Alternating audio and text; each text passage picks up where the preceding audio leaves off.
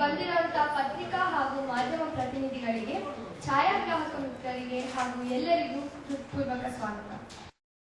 ನಮ್ಮ ಕಾರ್ಯಕ್ರಮಕ್ಕೆ ಮುಖ್ಯ ಅತಿಥಿಗಳಾಗಿ ಬಂದು ಕಲೆ ಕಟ್ಟಿರುವ ನಮ್ಮ ಚಿತ್ರೋದ್ಯಮದ ರಿಯಲ್ ಸ್ಟಾರ್ ಆದ ಉಪೇಂದ್ರ ಅವರಿಗೆ ನಾವು ಪ್ರೀತಿಪೂರ್ವಕವಾಗಿ ಸ್ವಾಗತಿಸುತ್ತೇವೆ.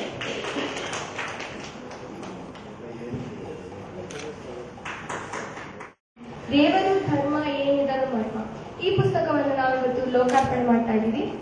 ಮನಸ್ಸಿನ ಬಗ್ಗೆ ಆಧ್ಯಾತ್ಮಿಕವಾಗಿ, ವೈಜ್ಞಾನಿಕವಾಗಿ ಹಾಗೂ ಧಾರ್ಮಿಕವಾಗಿ ಅಧ್ಯಯನ ಮಾಡಿರುವಂತಹ ಪ್ರವೀಣ್ ನಾಯಕ್ ಅವರು, ಅಂದ್ರೆ ನನ್ನ ತಂದೆ, ಈ ಪುಸ್ತಕವನ್ನು ಬರೆದಿದ್ದಾರೆ. ಪುಸ್ತಕ ಬಿಡುಗಡೆಯ ನಂತರ ಅವರು ಮನಸ್ಸಿನ ಕೆಲವು ಪ್ರಯೋಗಗಳನ್ನು ಮಾಡಿ ತೋರಿಸಲಿದ್ದಾರೆ. ನನ್ನ ಈ ಪುಸ್ತಕದ ಉದ್ದೇಶ ಮುಖ್ಯವಾಗಿ ದೇವರು ಹಾಗೂ ಧರ್ಮದ ಹೆಸರಿನಲ್ಲಿ ನಡೀತಿರೋ ವಂಚನೆ ಹಾಗೂ ಮೋಸ ವ್ಯಾಪಾರಗಳನ್ನ ಖಂಡಿಸೋ ಸಲುವಾಗಿ ಬರೆದಿದ್ದೀನಿ. ಪ್ರವೀಣ್ ನಾಯಕ್ ಹೇಳಿದಂಗೆ ನಾವಿಬ್ರು ಬಹಳ ಹೋಗೋಬರ ದೋಸ್ತರು. ಇಬ್ರಿಗೂ ಕೆಲಸ ಇರಲಿಲ್ಲ, ಸಿಕ್ಕಾಪಟ್ಟೆ ಈ ತರ ಯಾವುದೋ ವಿಷಯದ ಬಗ್ಗೆ ಮಾತಾಡ್ತಾನೆ ಇರ್ತಿದ್ವಿ ಗಂಟೆ. ಬಟ್ ಅದೇ ಹೇಳ್ತಾರಲ್ಲ, ಏನೋ ಹಿಂದಿನ ಹರಟೆಗಳೇ ಮುಂದಿನ ಏನದು ಜೀವನನೋ ಅಥವಾ ಏನೋ ಒಂದು. ಸೊ ಆ ತರ ಈ ಬುಕ್ ನ ಬರೆದಿದ್ದಾರೆ ಇವರು. ಇನ್ನೊಂದು ಪ್ರವೀಣ್ ನಾಯಕ್ ಬಗ್ಗೆ ಬಹಳ ಇಂಟ್ರೆಸ್ಟಿಂಗ್ ವಿಷಯ ಹೇಳ್ಬೇಕು ಅಂದ್ರೆ, ನನಗೆ ಫಸ್ಟ್ ಫ್ಲೈಟ್ ಹತ್ತದಾಗ ನೋಡಪ್ಪ ಇಲ್ಲಿ ಗಾಳಿ ಬರುತ್ತೆ, ಇಲ್ಲಿ ಬೆಲ್ಟ್ ಹಾಕೋ, ಇಲ್ಲಿ ಹಿಂಗಾಗತ್ತೆ ಅಂತ ಹೇಳ್ಕೊಟ್ಟಂತ ವ್ಯಕ್ತಿ. ಅವ್ರಿಗೆ ಜ್ಞಾಪಕ ಇದೀವಿ, ಬಾಂಬೆಗೆ ನಾನು ಒಟ್ಟಿಗೆ ಹೋಗಿದ್ವಿ. ಅದೊಂದು ಬ್ಯೂಟಿಫುಲ್ ಎಕ್ಸ್ಪೀರಿಯನ್ಸ್. ಅದನ್ನೊಂದು ಬುಕ್ ಬರೆದಿದ್ರೆ ತುಂಬಾ ಚೆನ್ನಾಗಿಲ್ಲ. ಏನಂದ್ರೆ ಎಲ್ಲವನ್ನೂ ವಿಭಿನ್ನವಾಗಿ ಯೋಚನೆ ಮಾಡೋ ವ್ಯಕ್ತಿ. ನಾನೊಂದು ಹೇಳಿದ್ರೆ ಅವ್ರು ಇನ್ನೊಂದು ಹೇಳ್ತಾರೆ, ನಾನು ಏನ್ ಮಾಡಿದ್ರೆ ಅವ್ರು ಸೆಟ್ ಮಾಡ್ತಾರೆ. ಈ ಪುಸ್ತಕನೂ ಅಷ್ಟೇ. ಈ ಪುಸ್ತಕದಲ್ಲಿ ನನಗೆ ಬಹಳ ಕನ್ಫ್ಯೂಸ್ ಆಯ್ತು. ತುಂಬಾ ಇಂಟ್ರೆಸ್ಟಿಂಗ್ ಆಗಿ ಬರೆದಿದ್ದಾರೆ. ಏನಂದ್ರೆ ತಾನೆಲ್ಲ ಮಾಡಿದೀನಿ ಅಂತಾರೆ ಒಂದ್ ಕಡೆ, ತಾನು ಹಿಪ್ನಾಟಿಸಮ್ ಮಾಡ್ತೀನಿ, ಮಾನಸಿಕ ಶಕ್ತಿ ಇದೆ, ಇದಿದೆ, ಅದೆಲ್ಲ ಅದ್ಭುತಗಳಿದೆ ಅಂತ ಎಲ್ಲ ಪ್ರೂವ್ ಮಾಡಿರುವಂತ ವ್ಯಕ್ತಿ, ಅದನ್ನು ಅನುಭವಿಸಿರುವಂತ ವ್ಯಕ್ತಿ, ಅದ್ರಲ್ಲಿ ಆಳವಾಗಿ ಇಳಿದಿರುವಂತ ವ್ಯಕ್ತಿ.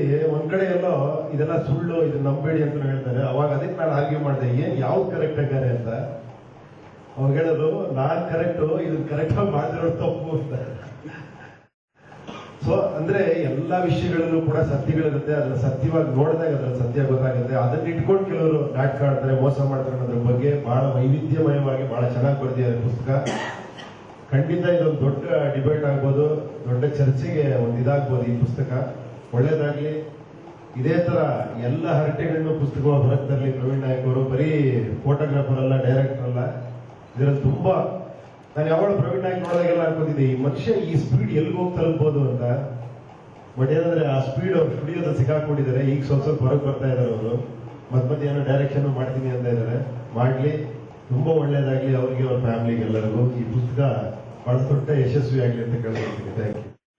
ಈಗ ನಮ್ಮ ಕಾರ್ಯಕ್ರಮಕ್ಕೆ ಆಗಮಿಸಿರುವಂತಹ ಕನ್ನಡ ಸಾಹಿತ್ಯ ಪರಿಷತ್ತಿನ ಅಧ್ಯಕ್ಷರಾದ ಪುಂಡಲೀಕ ಹಾಲಂಬಿ ಅವರಿಗೆ ನಾವು ಸ್ವಾಗತಿಸುತ್ತಾ ಇದ್ದೀವಿ.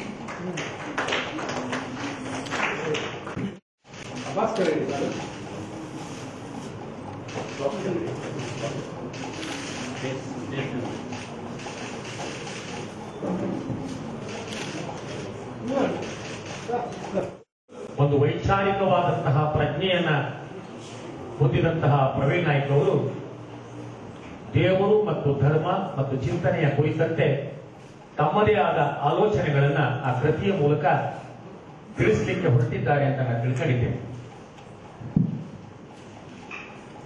ಇವರಿಂದ ಒಂದು ಹೊಸ ಆಲೋಚನೆಯನ್ನ ಮಾಡುವಂತಹ, ಚಿಂತನೆಯನ್ನ ಮಾಡುವಂತಹ ಒಂದು ಕೃತಿ ಹೊರಹೊಮ್ಮಿದೆ. ನೋಡಿ, ತೆಗೆದಾಗಾಯ್ತು. ಈಗ ಇಲ್ಲಿ ಏನು ಇಲ್ಲ, ಚೈನ್ ಇಲ್ಲ, ಆದ್ರೂ ಶೂನ್ಯದಿಂದ ಗಾಡಿಯಿಂದ ತಂದು ಕೊಡ್ತಾ ನೋಡಿ ಅವರು ಬಂದ್ಬಿಡುದು.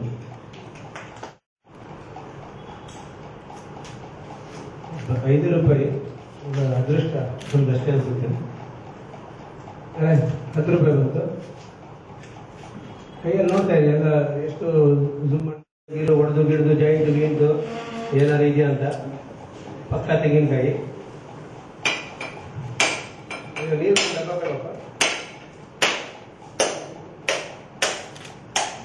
ನೀರೇ ಇಲ್ಲ, ಕೊಬ್ಬರಿ ಆಗಿದೆ. ಹೂಗಳು ನೋಡಿ, ದೇವರ ಪ್ರಸಾದ ಹೂಗಳು ಬಂದ್ಬಿಡ್ತವೆ. ಬಹಳಷ್ಟು ಜನ ಈ ಒಂದು ಕಾವಿಯ ಬಟ್ಟೆ ತೊಟ್ಟು ಜನರನ್ನ ಒಂದು ಪವಾಡಗಳನ್ನು ತೋರಿಸಿ ಮೋಸ ಮಾಡ್ತಿದ್ದಾರೆ. ನಾನು ನನ್ನ ಪುಸ್ತಕದಲ್ಲಿ ಬರೆದಿದ್ದೀನಿ, ಯಾವುದೇ ವ್ಯಕ್ತಿ ಯಾವುದೇ ರೀತಿಯ ಪವಾಡ ಅಥವಾ ಯಾವುದೇ ಘಟನೆ ಮಾಡಿ ತೋರಿಸಿದ್ರೆ ಅದನ್ನ ನಾನು ಸ್ಟೇಜ್ ಮೇಲೆ ಮಾಡಿ ತೋರಿಸ್ತೀನಿ. ಅದು ಸಾಧು ಸಂತರು ಯಾರಾದ್ರೂ ಆಗಿರಲಿ, ವಿಜ್ಞಾನ, ಮನಸ್ಸು ಹಾಗೂ ಮ್ಯಾಜಿಕ್ ಇಂದ ಎಲ್ಲವೂ ಸಾಧ್ಯ. ಈಗ ಅದ್ರ ಜೊತೆ ಬಾಡಿ ಲೈಟ್ ಆಗ್ತಾ ಇದೆ, ಪೂರ್ತಿ ಲೈಟ್ ಆಗ್ತಾ ಇದೆ. ಇವಾಗ ನಾನು ಒಂದು ಬೀಜಾಕ್ಷರ ಹೇಳಿದ ತಕ್ಷಣ ಅಲ್ಲಿಂದ ಒಂದು ಎನರ್ಜಿ ನಿಮಗೆ ಹೇಗೆ ಪಾಸ್ ಆಗುತ್ತೆ ಅಂತ ಫೀಲ್ ಆಗಿ ನೋಡಿ. ಫಿಸಿಕಲಿ ಕೂಡ ಅದ್ರ ರಿಸಲ್ಟ್ ಕಾಣುತ್ತೆ. ಹಾಗೆ ನೋಡ್ತಾನೆ ಎಲ್ಲೇ ಗಮನ ಇಟ್ಕೊಂಡಿರಿ. ಕಂಪ್ಲೀಟ್ ಫ್ರೀಸ್ ಆಗ್ತಾ ಇದೆ. ಐಸೊಳಗಿಟ್ಟಿರೋ ಬಾಡಿ ತರ ಫ್ರೀಸ್ ಆಗ್ತಾ ಇದೆ. ಬಾಡಿ ಕಂಪ್ಲೀಟ್ ಗಟ್ಟಿಯಾಗಿದೆ. ನರಗಳು, ಮಾಂಸಗಳೆಲ್ಲ ಗಟ್ಟಿಯಾಗೋಗಿದೆ. ಎಲ್ಲೂ ಯಾವುದೇ ಸೆನ್ಸೇಷನ್ ಇಲ್ಲ. ಮರದ ಕೊರಡ ತರ ಆಗ್ತಾ ಇದೆ. Complete freeze. ಐಸೊಳಗಿಟ್ಟರೆ ಹೇಗಿರುತ್ತೆ ಬಾಡಿ ಆ ಥರ ಫ್ರೀಸ್ ಆಗ್ಬಿಟ್ಟಿದೆ. ಫೀಲ್ ಆಗ್ತಾ ಇದೆ ನಿಮ್ಗೆ, ತಣ್ಣಗಾಗಿ ಫ್ರೀಸ್ ಆಗಿರೋದು. ಕಂಪ್ಲೀಟ್ ಬಾಡಿ ತಣ್ಣಗಾಗಿ ಹೋಗಿದೆ, ಗಟ್ಟಿಯಾಗಿ ಹೋಗಿದೆ. ಮರದ ತರ, ಕೊರಡಿನ ತರ ಆಗೋಗಿದೆ. ಗಟ್ಟಿಯಾಗಿ ಜಡವಾಗಿದೆ, ಸ್ಟಿಫ್ ಆಗಿದೆ. ಈಗ ಹಾಗೆ ಮಧ್ಯಾಹ್ನ ಸಪೋರ್ಟ್ ತೆಗಿದ್ದೀನಿ, ಬಟ್ ನಿಮ್ ಬಾಡಿ ಹಾಗೆ ಸ್ಟಿಫ್ ಆಗಿ ನಿಂತಿರುತ್ತೆ. ಡೀಪ್ ಆಗಿ ನಿದ್ದೆ ಮಾಡಿದ್ರೆ ಅದನ್ನ ಎಂಜಾಯ್ ಮಾಡಿ. ಈಗ ನಿಧಾನವಾಗಿ ಅಷ್ಟೊಂದು ತೆಗಿತಾ ಇದ್ದೀನಿ. ಈಗ ಗಟ್ಟಿಯಾಗಿದೆ ಬಾಡಿ. ತೆಗಿ. ಹಾಗೆಯೇ ಇರಬೇಕು. ಪೂರ್ತಿ ಗಟ್ಟಿಯಾಗಿದೆ ಬಾಡಿ. ಮರದ ಕೊರಡಿನ ತರ ಇರುತ್ತೆ. ಎಷ್ಟು ಹೊತ್ತು ಬೇಕಾದ್ರೆ ಈ ತರ ಮಲಗಬಹುದು ಈ ಮನುಷ್ಯ. ಈಗ 10 ಗಂಟೆ ಮಲಗೋದು ಏನೂ ಆಗೋದಿಲ್ಲ. ಇದು ಸಪೋರ್ಟೇ ಬೇಡ, ಅಷ್ಟು ಗಟ್ಟಿಯಾಗಿ ಗಡಸಾಗಿರುತ್ತೆ. ಈ ತರ ಮಲಗಿಸಿ ಹೊಟ್ಟೆ ಮೇಲೆ ಬಂಡೆ ಕಲ್ಲಿಟ್ಟು ಪುಡಿ ಮಾಡಿದ ಉದಾಹರಣೆಗಳಿದ್ದಾವೆ ಈ ಸಂಮೋಹಿನಿಯಲ್ಲಿ. ಆ ತರ ಇದನ್ನ ಎಷ್ಟೊತ್ತು ನಾವು ಬಿಟ್ಬಿಟ್ಬೇಕಾರೆಲ್ಲ ಊಟ ಗೀಟ ಮಾಡ್ಕೊಂಡ್ಬಂದು ಹೀಗೆ ಮಲಗಿರ್ತಾರೆ ಮಜ್ಜಿದ ಮೇಲೆ ಮಲಗದಲ್ಲಿ. ಇದು ಮೈಂಡ್ ಓವರ್ ಬಾಡಿ. ಬಾಡಿ ಮೇಲಿರೋ ನಿಯಂತ್ರಣ ಇದೆ ನಮ್ಮ ಮನಸ್ಸಿಗೆ.